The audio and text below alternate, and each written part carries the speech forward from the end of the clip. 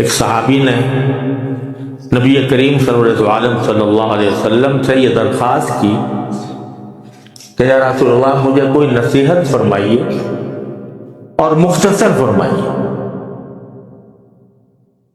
یعنی نصیحت مانگ بھی رہے ہیں اور ساتھ میں یہ شرط بھی لگا رہے ہیں کہ نصیحت مختصر ہو.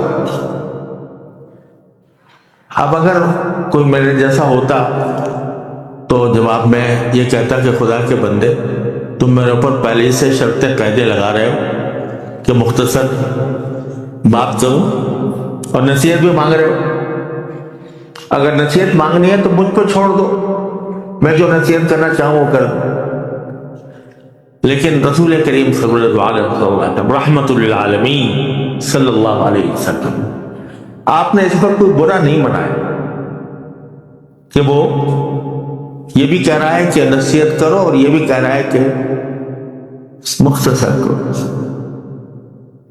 تو دو جگہ یہ واقعہ آیا ہے اور ایک جگہ یہ فرمایا جواب میں کہ ایک نصیحت فرمائی کہ تمہاری زبان اللہ کے ذکر سے تر رہے.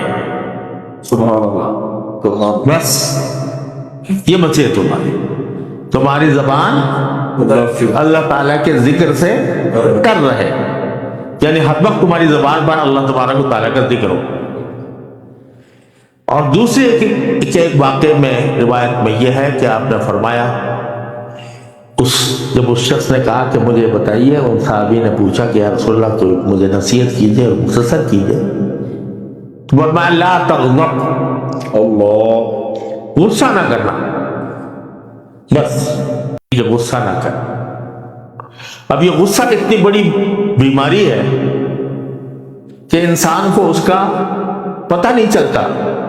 اس سے اتنی بیماریاں، اتنے گناہ، کبیرہ گناہ اس سے پیدا ہوتا ہے. تکبر اس سے پیدا ہوتا ہے. تکبر اس سے پیدا ہوتا ہے کہ اپنے آپ کو آدمی بڑا سمجھتا ہے. اس بات پہ غصہ کرنا ہوتا ہے کہ میں ہی ہوں جو کچھ ہوں، میری رائے درست ہے، دوسروں کی غلط ہے، میں اونچا ہوں دوسرے نیچے ہیں، میں عزت والا ہوں دوسروں کی کوئی عزت نہیں ہے. تکبر اس سے پیدا ہوتا ہے. اور دل آزاری اس سے پیدا ہوتا ہے. کسی مسلمان کا دل دکھا دینا،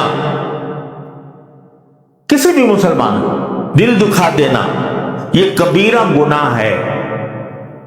لوگ سمجھتے نہیں ہیں کہ لوگ سمجھتے ہیں کبیرہ گناہ ہوتا ہے شراب پینا، زنا کرنا، علیہ باللہ، ان کو گناہ کبیرہ سمجھتے ہیں.